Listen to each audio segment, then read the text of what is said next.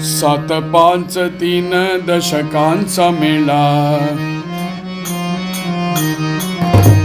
एक तत्वी कळा दावी हरी, एक तत्वी कळा दावी, एक तैसे नवे नाम सर्व मार्गावरिष्ठ, येथे काही कष्ट न लगती, येथे काही कष्ट न लगती, येथे काही कष्ट न लगती, अजपा जपणे उलट प्राणाचा, तेथेही मनाचा निर्धारू असे, तेथेही मनाचा निर्धारू असे, तेथेही मनाचा ज्ञान देवाजिने नामे विण व्यर्थ, ज्ञान देवाजिने नामे विण व्यर्थ, रामकृष्णी पंथ क्रमी येला, रामकृष्णी पंथ क्रमी येला, रामकृष्णी पंथ क्रमी येला, हरिमुखे म्हणा, हरिमुखे म्हणा, हरिमुखे म्हणा, हरिमुखे म्हणा, पुण्याची गणना कोण करी, पुण्याची गणना कोण करी, पुण्याची गणना कोण करी.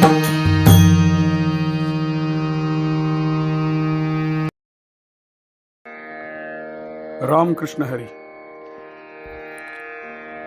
ஹரிபாட்ட அபங்கம் 23வது. सात पांच तीन दशकांचा मेळा. सात पांच तीन दशकांचा मेळा, ஏகதத்வி கலா தாவி ஹரி. இந்த சிருஷ்டியை எப்படி உண்டாச்சு அப்படிங்கிற விசாரம் பண்ணும் பொழுது தத்துவங்கள்னாலதான் இந்த சிருஷ்டி உண்டாயிருக்கு அப்படிங்கிறது சாஸ்திரக்காரர்களுடைய வாக்கியம். எவ்வளவு தத்துவம் அப்படின்னு கேட்டதுன்னா, சில பேர் 7ன்னு சொல்றா, சில பேர் 5ன்னு சொல்றா, சில பேர் 3ங்கிறா, சில பேர் 10ன்னு சொல்றா, சில பேர் இதெல்லாம் சேர்த்தி வச்சுங்கிறா. ஆனால் உண்மையா பார்த்ததுன்னா, எத்தனை தத்துவங்கள் இருந்தாலும் எல்லாமே ஒரே ஒரு தத்துவத்துக்குள்ள லயமாகிறது. அது எதுனா ஹரி அப்படிங்கிற தத்துவம். தைசே नवे नाम सर्व मार्गा वरिष्ठ, ஏதே காஹி கஷ்ட ந லகதி. இந்த தத்துவ விசாரம் அப்படிங்கிறது சுலபம் இல்லை. ஆனா நாமம் மாத்திரம் அப்படி இல்லை. நாம ஜப மார்க்கம் அப்படிங்கிறது ரொம்ப சுலபமானதும் சிரேஷ்டமானதும் இருக்கக்கூடிய ஒரு சாதன மார்க்கம். இந்த சாதனா மார்க்கத்துல பரமாத்ம ஸ்வரூபத்தை அடையறதுக்கு எப்பேற்பட்ட சிரமமும் பட வேண்டாம். அஜபா ஜப்பனே உலட்ட பிராணாச்சா தேதேஹி மனாச்சா நிர்தாரு அசே. யோக மார்க்கத்தில் இருக்கக்கூடியவர்கள் அஜபா ஜபம் அப்படின்னு ஒரு ஜபத்தை பத்தி பேசுறா. ரொம்ப சகஜமான ஒரு ஜபம் அது. நம்ம சாதாரணமாக மூச்சு விடுறதேலேயே சோகம் சோகம்னு நடக்கக்கூடிய ஒரு ஜபம். வாயை திறந்து ஜபம் அப்படின்னு பண்ணாமலே நடக்கக்கூடிய ஒரு ஜபம். ஆனா இந்த அஜபா ஜபத்துல கூட கடைசியில பிராணனை ஊர்துவமுகமாக ஆக்க வேண்டியது தேவைப்படுறது. குண்டலினி சக்தியை ஊர்துவமுகம், அதாவது மேல் நோக்கி குண்டலினி சக்தியை கலப்ப வேண்டிய வருது. இதெல்லாம் ரொம்ப சமமான விஷயம். அவ்வளவு சுலபமானும் பண்ணிட முடியாது.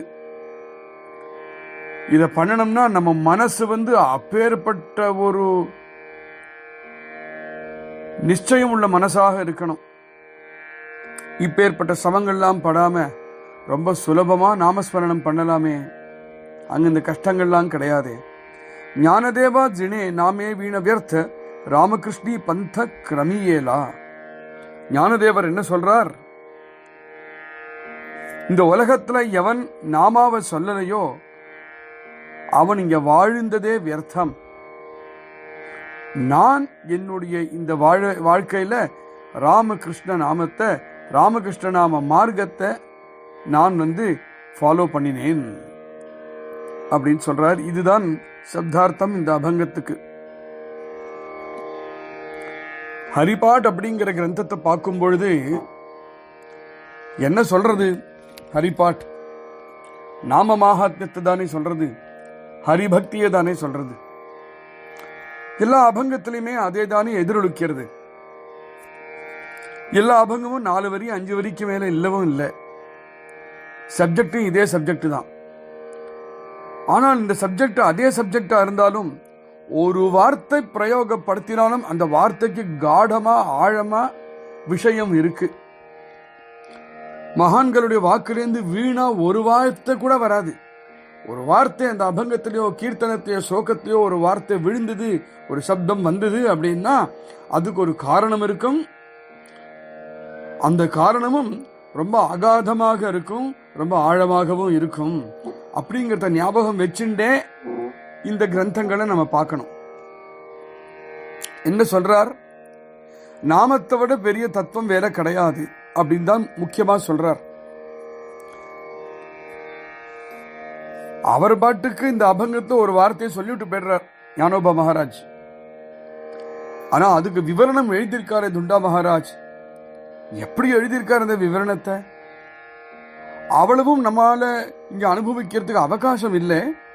மேலும் அந்த சப்ஜெக்டுமே எல்லாமே ரொம்ப டீப்பா இருக்கு. ஒரு வார்த்தை எடுத்துட்டு இருக்காரே தவிர அந்த ஒரு வார்த்தைக்கு ஒரு பெரிய சப்ஜெக்டே இருக்கு. அதனால அப்படி சும்மா புரோக்ஷணம் பண்ற மாதிரி புரோக்ஷணம் பண்ணிட்டு போறோம். அவர் என்ன சொல்லிட்டு வராரோ அதை துண்டா மகாராஜ் சொல்றதையே நம்மளால கடைபிடிக்க முடியல. ஞானேஸ்வர மாவுலி சொன்னதை கடைபிடிக்கவே முடியல. ஆனா குருநாதால் கிருப்பையில இது நம்ம இப்ப புரோக்ஷணம் பண்ணிட்டு போவோம். புரோக்ஷணம் பண்ணின்றது எங்கேயோ மனசுல தங்கும், சமயத்துக்கு இதெல்லாம் நம்மளுக்கு விளங்கும் அப்படிங்கிற உண்மையான ஒரு நம்பிக்கையில தான் இதை சொல்றேன். சாஸ்திரக்காரெல்லாம் இந்த சிருஷ்டியை பத்தி பேசும்பொழுது பலவிதமான தத்துவங்கள்னால் இந்த சிருஷ்டி உண்டாயிருக்கு. சில பேர் 7 தத்துவங்கள், சில பேர் 5, சில பேர் 3, சில பேர் 10, சில பேர் இதெல்லாத்தையும் சேர்த்து வச்சு 25 தத்துவம் சொல்றா. சில பேர் 36 தத்துவம் அப்படின்னு சொல்றா. சில பேர் ஒரே ஒரு தத்துவம் தான் ஹரி மாத்திரமே அப்படின்னு நிவர்த்திநாதரே சொல்றார். ஸ்ரீமத் பாகவதமும் ஒரே ஒரு தத்துவம் தான் உண்டு. ஒரு தத்துவத்தை தவிர வேற தத்துவமே கிடையாது. அந்த ஒரு தத்துவமே பரபிரம்மம் தான் அந்த தத்துவம் அப்படின்னு ஸ்ரீ சுகர் சொல்றார் ஸ்ரீமத் பாகவதத்துல. ஆனா நம்மளை சுத்தி வர இருக்கக்கூடிய இந்த உலகத்தை நம்ம பார்த்தோமானால் நிறைய திருஷ்யங்கள் தெரியறது. ஆகையினால ரிஷி முனிகள் எல்லோருமே நம்ம கண்ணுக்கு எதிர்க்க தெரியக்கூடிய பல திருஷ்யங்களுக்கும் மூலம் எது அப்படின்னு தேடின்னு போறார்கள். அதுக்கு மூலத்தை தேடின்னு போகும்பொழுதுதான் விதவிதமான தத்துவங்கள் விளங்கிறது. நிறைய பிரகரணங்கள்லாம் இருக்கு. 25, 26, 13, 7, 9, 6, 4, 11, 17 போயிட்டு இருக்கு. நிறைய பிரகிருதி, புருஷன், அகங்காரம், 5 மகாபூதங்கள், 11 இந்திரியங்கள், 5 விஷயங்கள், இதெல்லாம் சேர்த்தோமானால் 24 தத்துவம் ஆகிறது. திரிகுணம் அப்படின்னு நம்ம சேர்த்துட்டோம்னா, திரிகுணத்தை ஒன்னா மூணு ஆட் பண்ணிட்டோம்னா 27 ஆகிறது. திரிகுணங்களை ஒரே ஒரு தத்துவமா எடுத்துட்டோம் அப்படின்னா ஒரே ஒரு தத்துவமா திரிகுணத்தை எடுத்துட்டு இந்த ஜீவனையும் நம்ம ஆட் பண்ணிட்டோம்னா 26 தத்துவம் அப்படின்னு ஆறுது. சில பேர் பஞ்சமகாபூதங்களையும் இருக்கக்கூடிய அந்த புருஷனையும் சேர்த்து ஒரு தத்துவம் அப்படின்னு எடுத்துக்கிறா. சில பேர் பிருத்திவி, ஆப, தேஜ, ஆத்மா இதெல்லாத்தையும் எடுத்துன்னு 4 தத்துவம் அப்படின்னு சொல்லிக்கிறா. சில பேர் 5 விஷயங்கள், 5 பூதங்கள், 5 இந்திரியங்கள், மனசு, ஆத்மா எல்லாம் சேர்த்து 17 அப்படிங்கிறா. சில பேர் அதுல ஒன்னு குறைச்சு 16ங்கிறா. 5 இந்திரியங்கள், 5 பூதங்கள், மனசு, ஜீவன், சிவன் சேர்த்து 13. சில பேர் ஜீவன், சிவன், மனசு இது ரெண்டையும் சேர்த்து வச்சு ஒரே ஒரு தத்துவம்னு சில பேர். 5 இந்திரியங்கள், 5 பூதங்கள், ஜீவன், சிவம், மனசு எல்லாமே சேர்த்து 11 சில பேர். பிரகிருதி, புருஷன், மகத்து, அகங்காரம், 5 மகாபூதங்கள் சேர்த்து வச்சு 9 தத்துவங்கள் சில பேர். சில புருஷர்கள் ஒரே ஒரு தத்துவம்னு சொல்றா. பகவான் ஸ்ரீகிருஷ்ணன் உத்தவனிடத்துல பேசும்போது சொல்றான், ஒரே தத்துவம் தான்ப்பா. இருக்கக்கூடிய இந்த ஒரே ஒரு தத்துவம் பல தத்துவங்களாக மாறித்து. ஏன் பல தத்துவங்களாக மாறித்து? காரிய காரணங்கள்னால பலதா மாறுறது. பரமாத்ம ஞானம் அப்படின்னு நம்ம சொன்னோமானால் இந்த தத்துவ விசாரம் ரொம்ப ரொம்ப முக்கியம் அப்படின்னு மெனக்கெட்டுன்னு சந்த ஏகநாத் மகாராஜ் தன்னுடைய ஏகநாதி பாகவதத்துல சொல்லவே சொல்றார். அப்ப எப்போ ஏகநாத மகாராஜ் அந்த அளவுக்கு சொன்னாரோ, நாம் எல்லோருமே தத்துவ விசாரத்தை பண்ணினோமோ இல்லையோ, இந்த தத்துவங்கள் இருக்குன்னு அது தெரிஞ்சுக்கலாமே. அப்புறம் அந்த தத்துவ விசாரம் எப்படி அவாவாளுக்கு எப்படி லபிக்கிறதோ அப்படி லபிக்கட்டும். அதுக்கு காரணம் என்ன? ஏன் இந்த தத்துவ விசாரம் முக்கியம்னு ஏன் சொல்றார்? ஏன்னா இந்த தத்துவங்கள் எல்லாமே காரிய ரூபமா இருக்கு. அவ்வளவு தத்துவங்களும் காரிய ரூபமா இருக்குன்னு பார்க்கறதுக்காக தத்துவ விசாரம் பண்ணணும். இல்லையானால் நாம் என்ன நினைக்கிறோம்னால் இந்த காரிய ரூபமா இருக்கக்கூடிய தத்துவமே சத்தியம் அப்படின்னு நினைக்கிறோம். வேதாந்தம் நம்மளுக்கு அப்படி சொல்லி தரல. வேதாந்தம் என்ன சொல்லி தரதுன்னா, காரிய ரூபமா எது இருக்கோ அது மித்யை. ஏனால் அது நமக்கு அந்த காரியம் ரூபமா நம்மளுக்கு கண்ணுக்கு நேர வந்தது, இதுக்கு முன்னாடி இருக்கல, இதுக்கு அப்புறம் இருக்க போறதுதான் தெரியாது, அதனாலேயே இது மித்யை. மித்யை அப்படின்னு எது இருக்கோ அதுக்கு சுவாதந்திரியமான ஒரு இருப்பு கிடையாது. இது எல்லாத்துக்குமே சத்தியமாக ஒரு அதிஷ்டானம் தேவைப்படுறது, அதெல்லாம் ஹரி மாத்திரமே. அப்படிங்கிற ஒரு ஞானம் உண்டாகணுங்கிறதுனால தத்துவ விசாரம் தேவை. இந்த தத்துவ விசாரம் பண்ணும்பொழுதுதான் க்ஷேத்திரன் க்ஷேத்திரஜன் அப்படிங்கிற விவேகம் நம்மளுக்கு வரது. ஆனா அப்படி சொல்றோமே தவிர இது ரொம்ப சூக்ஷ்மமான விஷயமும் தான், இது ரொம்ப கடினமான ஒரு விஷயமும் தான் இந்த தத்துவ விசாரம். பிரம்மதேவனுக்கும் சிவனுக்குமே கூட தத்துவ விசாரம் ஓரளவுக்கு மிஸ்ட்ரியா தான் இருக்குங்கிறார். அப்ப நம்மள மாதிரி இருக்கிறவர்கள்லாம் இந்த தத்துவ விசாரத்தை என்னைக்கு தெரிஞ்சுன்னு என்னத்தை புரிஞ்சுக்க போறோம்? இந்த ஞானேஸ்வர் ஏகநாத் மகாராஜ் தெரிஞ்சுட்டே ஆகணும்னு சொன்னாரே தவிர, ஞானேஸ்வர் ஒரு படி மேல போய் இந்த அபங்கத்தை என்ன சொன்னார்? இந்த தத்துவங்கள்லாம் நீ தெரிஞ்சுக்கணும்னு சொன்னதுக்கு காரணம் என்னன்னா, இதெல்லாம் எவ்வளவு கடினம்னு தெரிஞ்சுக்கிறதுக்காக நீ தெரிஞ்சுக்கோ. உனக்கு அது மார்க்கம் இல்லை, உனக்கு அது சாதனை இல்லை. உனக்கு தைசேனவே நாம சர்வ மார்கா வரிஷ்ட ஏத்தே காஹி கஷ்ட ந லகதி. உனக்கு தெரிய வேண்டிய சாதனை ஒன்னே ஒண்ணுதான்ப்பா, ஹரிநாம ஸ்மரணம் பண்ணணும், அகண்டமா ஹரிநாம ஸ்மரணம் பண்ணணும். இந்த ஹரிநாம ஸ்மரணத்திலேயே சகல தத்துவங்களும் அடங்கி கிடக்கு அப்படின்னு ஒண்ணு புரியணும்னா அப்படி தத்துவம் இருக்குன்னு தெரிஞ்சாதானே.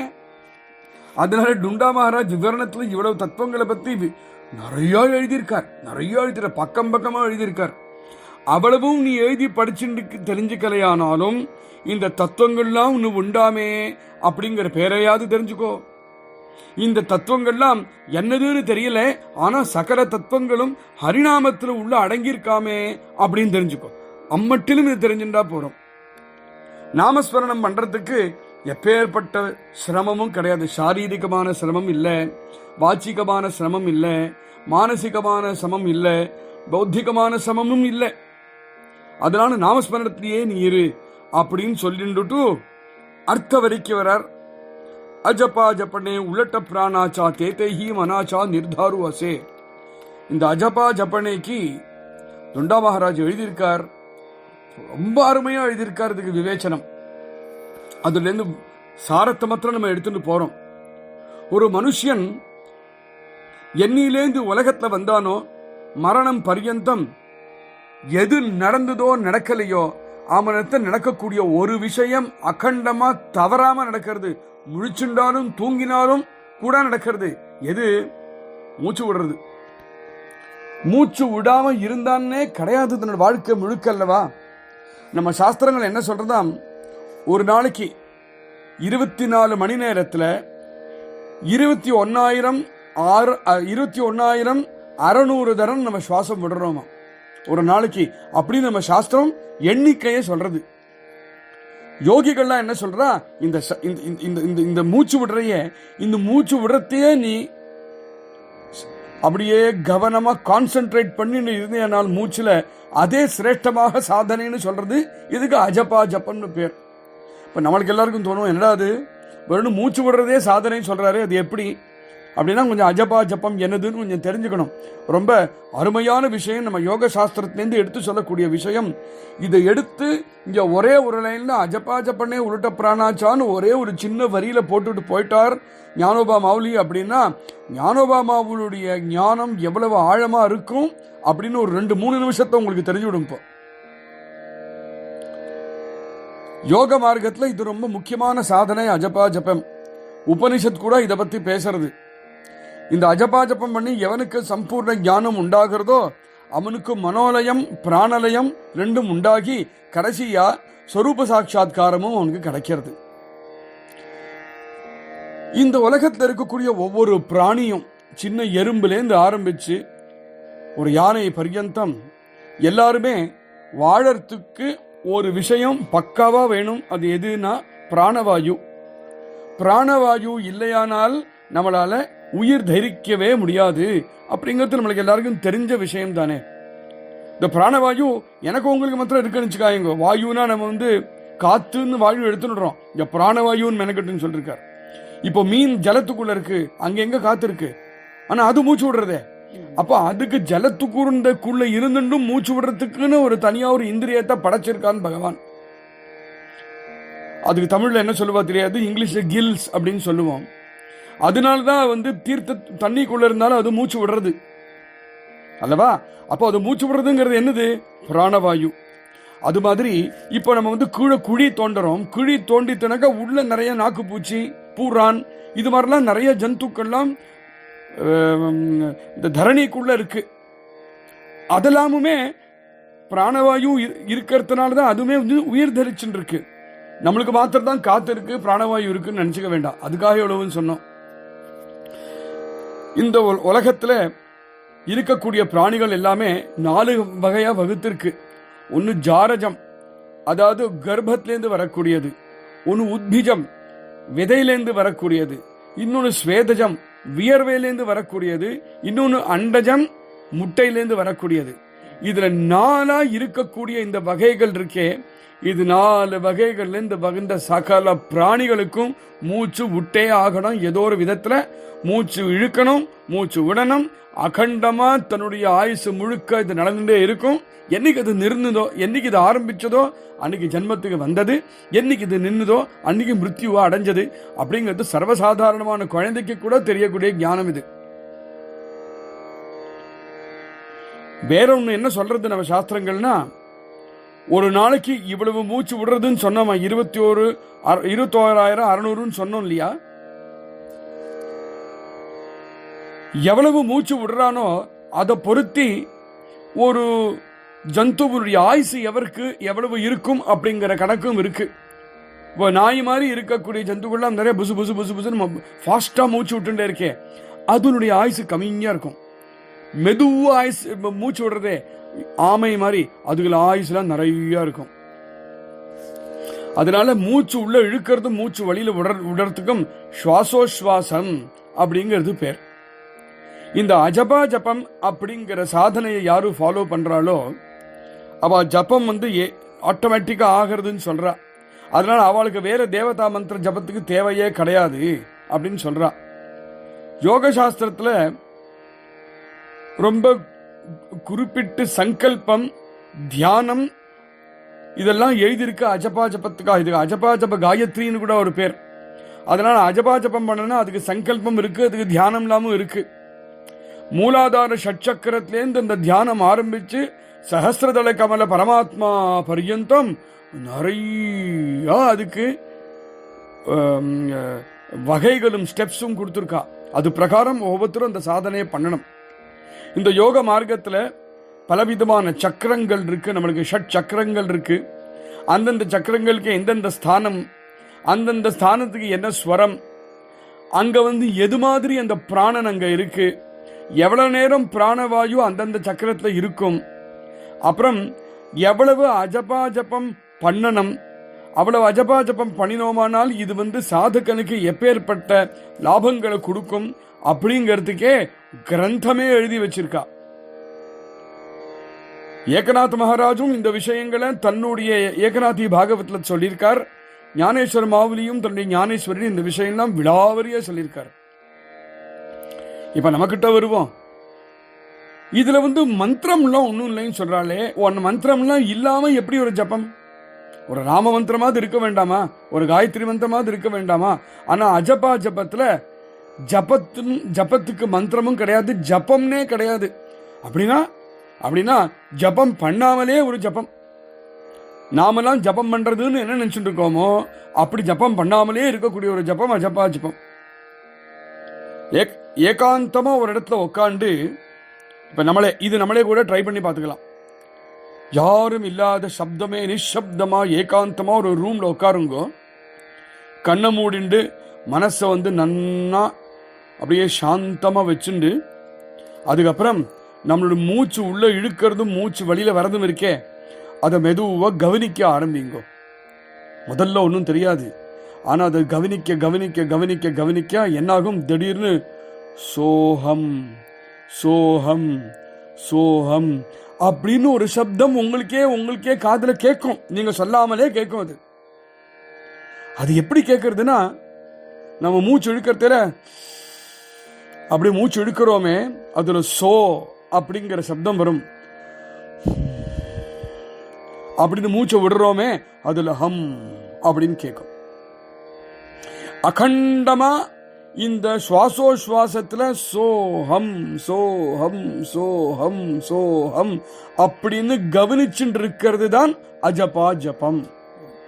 இது நம்ம ஆழ்ந்த தூக்கத்துல இருந்து இருக்கும் போது கூட, நதி பக்கத்துல தூங்கிண்டே இருக்கும் பொழுது பக்கத்திலே நதி ஓடிண்டே இருக்கு, நம்மளுக்கு தெரியவே தெரியலை நதி ஓடின்னு இருக்கு. அதுபோல ஆழ்ந்த தூக்கத்துல கூட நம்ம உணர்றதுலயே தவிர சோகம் சோகம் சோகம் அப்படிங்கிற மூச்சு அப்படிங்கிற நதி ஓடிண்டே இருக்குல்லவா. அப்போ நம்ம ஜப்பம் பண்ணாமலே சோகம் சோகம் அப்படி நடந்துட்டு இருக்கு. இப்ப சோக்கு என்ன அர்த்தம்? சோ அப்படிங்கிறது சஹா, அதாவது அவன். ஹம் அப்படின்னா நான். அப்போ வேதாந்தம் என்ன சொல்றது? சோகம் அப்படின்னா அந்த பரமாத்மாவே தான் நான் அப்படின்னு நம்மளாம் தெரிஞ்சோ தெரியாமலோ தினமும் 21,000 தடவை இந்த ஜபத்தை நம்ம பண்ணுறோமே. அப்படி இருக்கும் பொழுது இதை தவிர வேற ஜபம் என்ன தேவை அப்படிங்கிறது அஜபா ஜபம் பண்ணக்கூடியவர்கள் சொல்றா. இந்த மந்திரத்துல சோகம் அப்படிங்கிற மந்திரத்தை ஆத்ம பரமாத்மா ஐக்கியமே இருக்கே. தந்த சாஸ்திரமும் அதுதான் சொல்றது. சா அப்படிங்கிறது சக்தி பீஜம், ஹா அப்படிங்கிறது புருஷ பீஜம் அப்படின்னு சொல்றது. இந்த தத்துவத்தை, இந்த ரகசியத்தை எவன் சகஜமா தெரிஞ்சுக்கிறானோ, அதாவது சுவாபாவிகமா எவனுக்கு இந்த ஜபம் உண்டாகிறதோ அவனுக்கு வேற ஜபம் தேவை கிடையாது. அதனால இவன் ஜபம் தேவை கிடையாதுன்னு சொல்றாரேன்னு நினைச்சக்கூடாது. உண்மையா பார்த்ததுன்னா இந்த சோகம் சோகம் சோகம் ஜபத்துக்கு கையில ஜபமாலை கூட வேண்டாம். அபாபா ஜபமாலை ஏன் வச்சுக்கிறோம்? 108 ஆச்சு, இந்த 108 ஆச்சு. 108 108ங்கிறது எண்ணிக்கைக்கு தானே ஜபமாலை, இல்லைன்னா ஜபமாலை தேவை கிடையாது. எண்ணிக்கைக்கு தான் ஜபமாலை. சூத்திரம் கூட எண்ணிக்கைக்காக தான் சூத்திரமும். இதுல சூத்திரம் பிக்ஸ்டு 21,600 அப்படிங்கிறது பிக்ஸ்டு. அப்ப நீங்க தனியா ஜபமாலையும் சூத்திரம் வச்சுக்க வேண்டிய தேவை கிடையாது. பார்த்தீங்களா இந்த அஜபா ஜபத்துக்கு அப்படின்னு சொல்றாங்க. விவரணத்தை இப்படி சொல்லியிருக்காரு, இப்படியே சொல்லிருக்காரு அவர். அப்ப நம்மளுக்கு தேவைங்கிறது ஒண்ணுதான். இந்த ஜபம் ஏற்கனவே நடந்துட்டு இருக்கு. இந்த ஜபத்தை நம்ம கவனிச்சா போறோம், வேற எத்தையும் பண்ண வேண்டாம். இந்த சாதனையை ஆரம்பிச்சதுமே என்ன ஆகுமாம், மெதுவா நம்ம மூச்சு விடுறோமே, நம்ம மூச்சு விடுற ஸ்பீடு மெதுவா குறைய ஆரம்பிக்குமா. மெதுவா ஃபாஸ்டா தான், நம்ம முக்காவாசியும் ஃபாஸ்டா தான். ஃபாஸ்ட்ங்கிறதுக்கும் நம்ம சாஸ்திரங்கள் எத்தனை அருமையா எடுத்து சொல்லியிருக்கு. நம்ம மூச்சு விடுறோம், மூச்சு வழியில பிரசுவாசம் வழியில வருது அப்படின்னு விடுறோமே, அது எது வரைக்கும் போறதாம், நம்ம மூக்கு நுனியிலேருந்து 12 அங்குலத்துக்கு அந்த சுவாசம் போகிறதாம். அவ்வளவு டிஸ்டன்ஸ்க்கு நம்ம சுவாசம் தள்ளறதாம் வெளியில. இதே இப்ப பிரவச்சனம் பண்ணிட்டு இருக்கோம், பாட்டு பாடிட்டு இருக்கோம் அப்படின்னா 16 அங்குலத்துக்கு போகுமாம். சாப்பிட்டு இருக்கிறதே 20 அங்குலத்துக்கு போகுமாம். நம்ம நடக்க ஆரம்பிச்சோம்னா 24 அங்குல தூரம் போகிறது. தூங்கிட்டு இருக்கும் பொழுது ரொம்ப கம்மி நினைச்சுக்கிறோம், தூங்கிட்டு இருக்கும் போது 30 அங்குலம் போறது. மைதுனத்துல 36 அங்குலம் போகிறது. அப்புறம் வியாயாமம் எக்ஸசைஸ் எல்லாம் பண்ணினோம்னா இதை விட அதிகமா போகிறது. இப்ப திரும்பி அஜபாஜபத்துக்கு வருவோம். அஜபாஜபத்தை என்ன ஆகும்னா, இந்த மூச்சு அடங்கி அடங்கி அடங்கி அடங்கி கடைசியில மூச்சே இல்லாம மூச்சுடைய நிரோதம் ஆயிடுமா. மூச்சு நிற்கும். இவன் சாக மாட்டான், மூச்சு மாத்திரம் தான் நின்று இருக்கு. அப்போ இழுத்துண்ட மூச்சு வடியில வரல அப்படிங்கிறது தான் கும்பகம் அப்படின்னு பிராணாயாமத்தை சொல்றது. இந்த கும்பகம் அப்படிங்கிற நிலைக்கு வரான். இப்ப என்ன ஆகும், எடுத்துட்ட மூச்சு வழியில வராம கும்பகம் அப்படிங்கிற ஸ்டேஜ்ல இருக்கும் பொழுது இப்பதான் அவனுடைய பிராணன், அவனுக்குள்ள ஒரு சக்தி இருக்கே, அந்த பிராணன் ஊர்துவமுகமாக கிளம்ப ஆரம்பிக்கும். நம்மளுடைய முதுகெலும்பு கீழே குண்டலினி அப்படிங்கிற சக்தி இருக்கே, அதை கலப்பி அங்கேந்து ஷட்சக்கரத்தையும் சோதனம் பண்ணிண்டு பிரம்மரந்திரத்தை வந்து சேர்ந்து அப்புறம் அங்க 17வது கலால அமிர்தபானமும் பண்ணி அதுலேருந்து என்ன லாபம் கிடைக்கணுமோ அந்த லாபத்தையும் அந்த சாதகன் பெறறான் அப்படின்னு இந்த விஷயத்தை நம்ம வந்து ஒரு ஒரு ஒரு ஃபியூ செகண்ட்ஸ்ல சொல்லிட்டோம் இல்லையா. ஞானேஸ்வர் மகாராஜ் ஞானேஸ்வரி அப்படிங்கிற கிரந்தத்துல ரொம்ப விஸ்தாரமா இதை டிஸ்கிரைப் பண்ணியிருக்கார் அவர். இது பண்ணும் பொழுது சகாரம் ஹகாரம் அப்படிங்கிற உபாதிகள் இருக்கே, இந்த உபாதிகள் எல்லாம் சமனமாக ஆடும். அது சமனம் ஆனதும் தானாகவே நமக்குள்ள ஓம்காரம் அப்படிங்கறத நம்ம உணர ஆரம்பிப்போம். இந்த சாதனை நடக்க நடக்க நடக்க நடக்க அநாகத துவனி அப்படிங்கிற துவனிகள் நமக்குள்ள வர ஆரம்பிக்கும். இது வந்து நாதமே. இந்த நாதத்தை தன்னுடைய அனுசந்தானத்துல அவாவா வச்சுக்கணும். சம்பூர்ணமான நாத பிரம்ம சாட்சா்காரம் அப்படிங்கிறது இந்த நிலையில தான் நடக்கிறது. அஜபாஜப காயத்ரியுடைய உபசம்ஹாரம் இதோட ஆகிறது அப்படின்னு சாஸ்திரம் சொல்றது. இந்த நாதத்துல 10 விதமான நாதத்தை இந்த யோகி அனுபவிக்கிறார். சாதாரணமாகவே நாதம் அப்படிங்கிறது எப்படி உண்டாகும், நம்ம 2 கையை தட்டினோம்னா நாதம் உண்டாகும், மிருதங்கம் வாசிச்சோம்னா நாதம் உண்டாகும். அப்போ ரெண்டு பொருள் ஒண்ணுக்கொன்னு டச் பண்ணும்போது ஒண்ணுக்கொன்னு அடிச்சுக்கும் பொழுது அதிலிருந்து வரக்கூடியதுதான் நாதம் அப்படிங்கிறது. ஆனா இந்த நாதத்துக்கு எதுவுமே டச் பண்ணிக்கல, எதுவுமே அடிச்சுக்கல, எந்த பொருளும் எதுவும் இல்லை. இதெல்லாம் ஒன்னும் இல்லாம ஒரு நாதத்தை ஒரு துவனியை நம்ம கேட்கிறோம் அப்படிங்கிறதுனாலதான் ஆஹத துவனி அநாஹத துவனி. ஆஹத அப்படிங்கிறது ஒரு பொருள்னால வரக்கூடியது, ஒரு பொருள் இல்லாமல் வரக்கூடிய துவனி அநாஹத துவனி சொல்றா. 1 கோடி அஜபாஜப காயத்ரி நனைஞ்சதுக்கு அப்புறம் தான் ஒரு முமுட்சுக்கு இந்த நாதம் கேட்க ஆரம்பிக்குமாம். முதல்ல அவன் காதுகிட்ட சினி அப்படின்னு கேட்குமாம், அடுத்தது சினி சினி அப்படின்னு ஒரு நாதம் கேட்குமாம், 3வது கண்டா நாதம் தன்னுடைய வலது காதுல கேட்கும், அப்புறம் சங்கநாதம் கேட்கும், அப்புறம் வீணை மாதிரி இருக்கக்கூடிய தந்துவாத்திய நாதம் கேட்கும், அப்புறம் மஞ்சுள அப்படின்னு தாளம் போல ஒரு நாதம் கேட்கும், அப்புறம் அருமையான மதுரமான மயக்கக்கூடிய வேணுநாதம் கேட்கும், அதுக்கப்புறம் பேரியவாத்திய நாதம் கேட்கும், அப்புறம் மிருதங்கத்வனி கேட்கும், கடைசியில 10வதா மேகநாதம் கேட்கும் அப்படிங்கிறார். இந்த மேகநாதம் இருக்கே கம்பீரமான ஒரு துவனி. மழை காலத்துல மேல இருக்கக்கூடிய மேகங்கள்லாம் இங்கும் அங்கும் இங்கும் அங்கும் போயின்னு இருக்கும் பொழுது அது ஒரு துவனியை கொடுக்கும். இடி இல்ல, இடி வேற. இந்த மேகங்கள்லாம் டிராவல் பண்ணும் பொழுது ஒரு துவனியை கொடுக்கும். அந்த துவனியை கவனிச்சு பார்த்தோம்னா அதுதான் ஓம்காரமா இருக்கும். அதுதான் சப்த பிரம்மம் அப்படிங்கிறது சொல்றா. இந்த சமயம் இந்த ஓம்காரநாதம், இந்த மேகநாதம் இவனுக்குள்ள இவன் அனுபவிச்சுருப்பான்.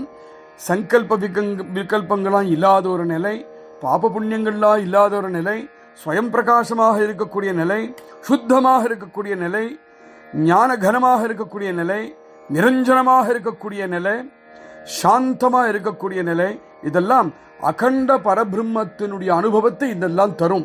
அதுக்குனாலேயே இதுக்கு அமிர்தத்துவம் சாயுஜ்யத்துவம் அப்படின்னு இது சொல்ற. இதை சொல்றதுக்காக குறிச்சு வச்சுன்றத படிச்சுட்டே வந்துதான் உங்களெல்லாம் சொல்றேன். அதே தர சிரமமா இருக்கு. இதை ஒவ்வொன்றத்தையும் அபியாசம் பண்ணி நம்ம சாதனையில கொண்டு வந்து அதுல நம்ம மனசு அடக்கி நின்று பண்ணணும் அப்படின்னு சொன்னோம்னா லேசான விஷயமா என்ன? ஷட்சக்கர பேதம் பண்ணும்போது பலவிதமான விக்னங்கள் வரும். அது மாத்திரமில்ல, பலவிதமான வியாதிகளும் வரும் இந்த யோகிக்கு. அந்த விக்னங்களையும் வியாதிகளையும் பார்த்து பயப்படாம மனசை பிடிச்சு அடக்கி அவ்வளவு விக்னங்களையும் போட்டு காலால அமுக்கி எடுத்து அவனுடைய சாதனைய கொஞ்சம் கூட தடை இல்லாம அவன் கண்டினியூ பண்ணணும். கண்டினியூ பண்ணலையோ, சாதனை தடைப்பட்டதோ, மறுபடியும் ஆரம்பிக்கணும். மறுபடியும் ஸ்டெப் 1ல இருந்து ஆரம்பிக்கணும். இதுல இருந்து புரிஞ்சுக்கலாம் ஏன் பல ஜென்மங்கள்லாம் ஆகும்னு ஏன் சொல்றாங்கிறது இதுல இருந்து புரிஞ்சுக்கணும். ஆனா பல ஜென்மம் ஆனாலும் இதை பண்ணுவேன் அப்படின்னு ஒரு யோகி இருக்கான்னா அந்த யோகியுடைய மனோநிலை எப்படி இருக்கு அப்படிங்கிறத நம்ம நினைச்சுன்னு பாராட்டணும். ஆனா இது எல்லாராலையும் நடக்கக்கூடிய விஷயம் இல்லை அப்படிங்கிறது யாருக்கு தெரியுமோ தெரியலோ. ஞானேஸ்வர் மகாராஜா மாவுலின்னு சொல்றோம் இல்லையா, தாயாரா இருக்கார் இல்லையா அந்த குருநாதாள், அவருக்கு தெரியும் இதுக்கு நம்மளாம் இதுக்கெல்லாம் லாயக்கு இல்லைன்னு தெரியும். ஆகையினாலே என்ன சொன்னார், அஜப்பா ஜப்பனே உலட்ட பிராணாச்சா தேத்தேஹி மனாச்சா நிர்தாருவசே. என் அப்பனே அஜப்பா ஜப்பம் பண்ணணும்னு எங்கேயாவது யோகா கிளாஸ் போயிட்டு யாராவது சொன்னான்னு கேட்டு நான் உட்காடுறேன்னு உட்காண்டேனா ஞாபகம் வச்சுக்கோ. தேத்தேஹி மனாச்சா நிர்தாருவசே, மனசை பிடிச்சு அப்படி அடக்கியானம் முடியுமா அப்படின்னு யோஜனை பண்ணி தான் நீ என் காலையே வைக்கணும். நான் என்ன சொல்றேன், என்னையும் ஒன்னையும் மாதிரி இருக்கக்கூடிய சாதாரண நார்மல் பர்சனுக்கு இதெல்லாம் ஏன்? சர்வமார்கா வரிஷ்ட கஷ்டரகித மார்க்க அப்படின்னு ஒரு மார்க்கம் இருக்குன்னா ஹரிநாமம் இருக்கேப்பா, அதை கடைபிடியேன். அதை விட்டுட்டு ஏன் அங்கேயும் இங்கேயும் மேயணும்? அதனாலதான் கடைசியில அபங்கத்தை முடிக்கும் போது சொல்றார், ஞானதேவம் ஜினே நாமே வீண வியர்த்த ராமகிருஷ்ண பந்த கிரமியேலா. எந்த சாதனை பண்ணினாலும் ஹரிநாமத்து கூட அந்த சாதனை பண்ணலை, ஆனால் அந்த சாதனை வியர்த்தம்னு நம்ம சொல்றோம் இல்லையா. அப்போ ஹரிநாமத்தையே சாதனையா வச்சுக்கோ. ஏன் ஒரு மனுஷன் இந்த லோகத்துல வந்துட்டான் அப்படின்னா அவனுடைய லைஃப் வர்த்வைலா இருக்கணும், சார்த்தகமா இருக்கணும். அது எப்போ ஆகும்னா பகவன் நாம சொன்னானாதான் சார்த்தகமாக ஆகும். ஸ்ரீமத் பாகவதத்துடைய 2வது ஸ்கந்த சுகபிரம்ம ரிஷி சொல்றார், நம்மளுடைய லைஃபுக்கு பர்பஸ் என்ன? இந்த உலகத்துல நம்ம வந்தாச்சு, இப்ப நம்ம என்ன சாதிக்க போறோம்? எல்லாரும் இருக்க போறோம், நம்மளும் இருக்க போறோம்னா மரம் செடி கொடியும் தான் இருக்கு, அது மாதிரி இருக்கணுமா? எல்லாரும் மூச்சு விடுற மாதிரி இருக்க போறேன் அப்படின்னு சொன்னா, மூச்சு விடுறதுக்காக இந்த ஜென்மா எனக்குன்னு சொன்னேன்னா அங்க அந்த தட்டான்லாம் வேலை பண்றதுல புசு புசுன்னு அடிக்கிறதுக்கு ஒன்று வச்சிருப்பான், காத்து அடிக்கிறதுக்கு. அந்த பஸ்திரா யந்திரம்னு பேரு. அந்த பஸ்திரா யந்திரமும் தான் மூச்சு விடுறது, நீனும் தான் மூச்சு விடுறது. அப்போ உனக்கு அதுக்கு என்ன வித்தியாசம்? சாப்பிட்டு தூங்கி மலமூத்திர விசர்ஜனம் பண்ணுறதுக்கு தான் உன்னோட லைஃப்னு நீ நினைச்சிட்டு இருக்கியானால் பசுபக்ஷிகள் அதுதானே பண்றது. அப்போ உனக்கும் பசுபக்ஷிக்கும் என்ன வித்தியாசம்? மனுஷனை பார்த்தா பகவானுடைய சிருஷ்டியில எல்லாத்தோடைய சர்வோச்சமான சிருஷ்டின்னு நம்ம சொல்றோமே. சர்வோச்சமான சிருஷ்டின்னு சொல்றோம்னா சர்வோச்சமான சிருஷ்டி என்ன பண்ணணும்? பாக்கி பசு பிராணிகள் போலையா இருக்கணும்? பகவன் நாமம், பகவன் கதை, பகவன் நாம கீர்த்தனம் இதெல்லாம் கேட்க வேண்டாமா? எந்த ஒரு காது பகவானுடைய சரித்திரத்தை சமணம் பண்ணலையோ அது ஒரு ஓட்டை தான், அது காதே இல்லை, துரோண சித்திரம் தான். எந்த ஒரு நாக்கு பகவானுடைய நாமங்களை பாடலையோ அந்த நாக்கும் கரா கரா கரா கரா கத்தின்னு இருக்கக்கூடிய இந்த தவளைக்கு என்ன வித்தியாசம்? எந்த ஒரு தலை குண்டலமும் போட்டுண்டு கிரீடத்தையும் போட்டுண்டு ஆனால் பகவானை பார்த்தால் அவனுக்கு வணங்கணும்னு தோணலையோ அந்த தலை பெரிய சொம. எந்த கையில நிறைய மோதிரங்கள் கைவளைகள் அப்படி இப்படின்லாம் போட்டு நிறைய அலங்காரம் பண்ணி வச்சுக்கிறோமோ அந்த கரம் அந்த கை கிருஷ்ண பூஜை பண்ணலையானால் ஒரு பொணத்து கைக்கும் இந்த கைக்கும் வித்தியாசமே கிடையாது. எந்த ஒரு கண்கள் விஷ்ணுடைய தரிசனம் பண்றதுலையோ அந்த கண்களுக்கும் ஒரு மயில் தோகையில் இருக்கக்கூடிய கண்ணுக்கும் என்ன வித்தியாசம்? எந்த கால்கள் தீர்த்த கஷேத்திரத்துக்கெல்லாம் நடந்து போகலையோ அந்த காலுக்கும் ஒரு மரவட்டைக்கும் என்ன வித்தியாசம்? எவன் பகவானுடைய சரண ரஜஸை எடுத்துக்கலையோ அவனுக்கும் ஒரு புணத்துக்கும் என்ன வித்தியாசம்? எந்த மூக்கு பகவானுடைய சரணத்திலிருந்து இருக்கக்கூடிய துளசீதரத்தை முகரலையோ அந்த மனுஷன் சத்தவன் தானே அப்படின்னு சொல்றார் சுகபிரம்ம ரிஷி. நாரதரும் இதே விஷயத்தை சொல்றார். நாமஸ்மரண பூர்வீகமான பக்தி பண்ணப்பா, அந்த பக்தியை நம்ம பண்ணணும், அந்த பக்தி ஒவ்வொரு ஜீவனும் பண்ணணும். அது பண்ணினா பரமானந்த ஸ்வரூபம் தானாகவே நம்முடைய ஹிருதயத்துல நிருபமமான ஆனந்தத்தை கொடுத்து பிரகடனமாகும். இதுக்கு நாம ஜபம் பண்ணினா போரும். ஹரேர் நாமேவ நாமேவ நாமேவ மம ஜீவனம் கலோ நாஸ்தியேவ நாஸ்தியேவ நாஸ்தியேவ கதிரன்யதா அப்படிங்கிறத நாரத மகரிஷி தான் நம்மளுக்கு சொல்லி கொடுத்தார். இப்படி எவன் ஒருத்தன் இருந்தானோ அவனுடைய ஜீவன் சார்த்தகத்தைய அடைஞ்சது. அதனால ஞானேஸ்வர் மகாராஜ் என்ன சொல்றார்? ராமகிருஷ்ணிய பண்ண கமியலா என்ன பாருங்களே, நான் என்ன பண்ணினேன்? ராம கிருஷ்ண ஹரி அப்படிங்கிற மார்க்கத்தை நான் நிக்கலையா, அந்த மார்க்கத்தையே நான் கெட்டியா பிடிச்சுக்கலையா, அதையே நான் பின்தொடர்ந்து அதையே நான் ஃபாலோ பண்ணலையா, அதுதான் எல்லாத்தோடையும் சிரேஷ்டமானது, அதுதான் எல்லாத்தோடையும் சரளமானது அப்படின்னு சொல்லி இந்த அபங்கத்துடைய விவரணம் முடிகிறது. ராம் கிருஷ்ண ஹரி.